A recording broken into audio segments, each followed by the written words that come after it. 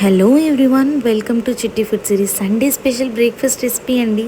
సండేనే కాకుండా ఏ స్పెషల్ డేస్లో అయినా ఖచ్చితంగా ట్రై చేయాల్సిన స్పెషల్ బ్రేక్ఫాస్ట్ రెసిపీ అండి.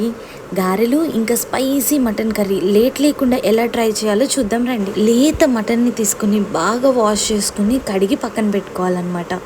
తర్వాత మనకి మసాలాలో కావాల్సిన ఇంగ్రీడియంట్స్ అన్నిటినీ తీసుకోవాలి.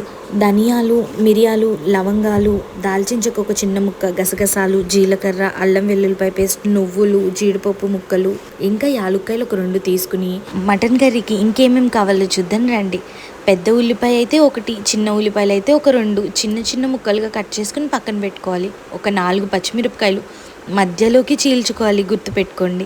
ఇంకా మన మసాలాలు ఇందాక మనం పక్కన పెట్టుకున్నాం కదా, అవే. ఇంకా వాష్ చేసుకున్న మటన్, వాటికి తగినంత ఉప్పు, కారం, పసుపు, పచ్చిమిరపకాయలని దృష్టిలో పెట్టుకుని కారం తీసుకోండి. మేమైతే 3 టేబుల్ స్పూన్స్ కారం తీసుకున్నామండి. మటన్ని ఎలా మ్యారినేట్ చేసుకోవాలో చూద్దాం.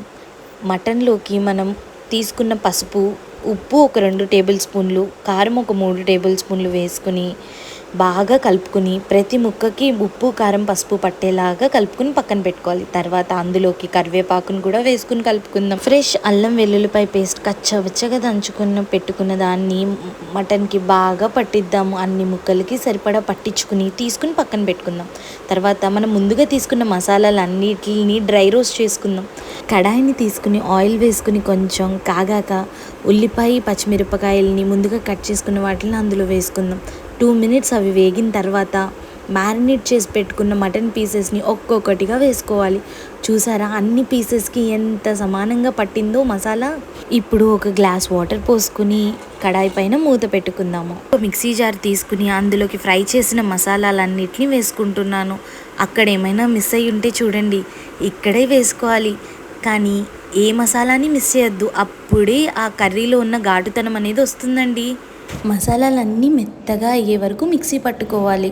తర్వాత కూర మూత తీసుకుని చూస్తే ఎంత కలర్ఫుల్గా ఉందో కదండి. మీకు కూడా అలానే అనిపిస్తుందా? కాకపోతే ముక్కని చాలా మగ్గనివ్వాలి. ఇప్పుడు మసాలా పొడిని మిక్సీ చేసుకున్నాం కదా, దాన్ని కూరలో వేసుకోవాలన్నమాట. మొత్తం మసాలా పొడి అంతా వేసేసుకోవాలండి. దీనిలో మాత్రం కంజూసి వద్దు. మసాలాను అంతా వేసుకుని తర్వాత మెల్లగా కలుపుకోవాలి. మటన్ కర్రీని కలిపేసుకుని చూస్తున్నట్టు మీరు ఒక 15 మినిట్స్ పాటు మూత పెట్టుకుని ఉడకనిద్దాం. ఇప్పుడు గారెల కోసమని కడాయి నిండుగా ఆయిల్ పోసుకుని ఈ ఆయిల్ కాగేలోపు మనం ఒకసారి గారెల పిండిని కలుపుకుందాం. ముందుగా వేసి పెట్టుకున్న గారెల పిండిలోకి సన్నగా కోసిన ఉల్లిపాయలని, కొత్తిమీర, ఇంకా కొంచెం కరివేపాకు, దాంతో సరిపడా ఉప్పును కూడా వేసుకుని బాగా కలుపుకోవాలి. తరువాత కచ్చాబిచ్చాగా దంచుకున్న అల్లం ఇంకా పచ్చిమిరపకాయలని చూస్తున్నారుగా, ఇలా వేసుకుని దాన్ని కూడా బాగా కలుపుకోవాలి. అప్పుడే గారెలు భలే రుచికరంగా ఉంటాయండి. ఇప్పుడు మనం కలుపుకున్న పిండిని ఒక్కొక్క ముద్దగా చేసుకుని అలా కవర్ పైన వేసుకుని ఈజీగా బయటకు రావడానికి ఒక్కొక్క గారెని నూనెలో వేసుకోవాలి. చూస్తున్నారా గారె ఎలా పొంగుతుందో? అలా మెల్లగా ఒక్కటికి ఒకటి అంటుకోకుండా గారెలను ఒక్కొక్కటిగా దానిలో నూనెలో వేసుకుందాం.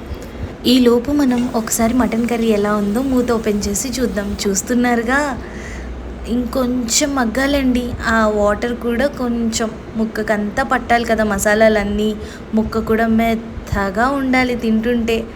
అలా నాకైతే మాత్రం నోరు ఊరిపోతుందండి చూస్తుంటే. మీకు కూడా అలానే అనిపిస్తూ ఉండొచ్చు. మీరు కూడా మీ ఇంట్లో వాళ్ళకు ఒక్కసారి ఈ కాంబినేషన్ని పెట్టి చూడండి, మళ్ళీ మళ్ళీ కావాలని అడుగుతారు. ఖచ్చితంగా చెప్తున్నాను. ఆహా, అలా కొంచెం ఒక 15 నిమిషాల పాటు ఉడకనిచ్చిన తరువాత మటన్ని ఇంకా మనం సర్వ్ చేసుకోవడమే. చూస్తున్నారుగా, ఈలోపు మన గారెలు కూడా వేసేసుకున్నాము. గోల్డెన్ బ్రౌన్ కలర్ వచ్చే వరకు గారెలన్నిటిని బాగా క్రిస్పీగా అలా నూనెలో వేగించాలన్నమాట. ఎంత బాగుందో కదా చూడడానికి. ఒక్కొక్క గారె ఏది ఒక్కదానికొకటి అతుక్కోకుండా మనం వేసిన కొత్తిమీర కూడా అలా పైకి గారెల్లో కనిపిస్తూ ఉంటే ఆహా, ఏమన్నా ఉంటుందా ఆ రుచి. మటన్ కర్రీ ఇంకా మన గారెలు అలా అరిటాకులో సర్వ్ చేసుకుని గారెలతో పాటు మటన్ కర్రీని తింటుంటే మీరు ఒకసారి ట్రై చేసి like, share and subscribe to చిట్టి ఫుడ్.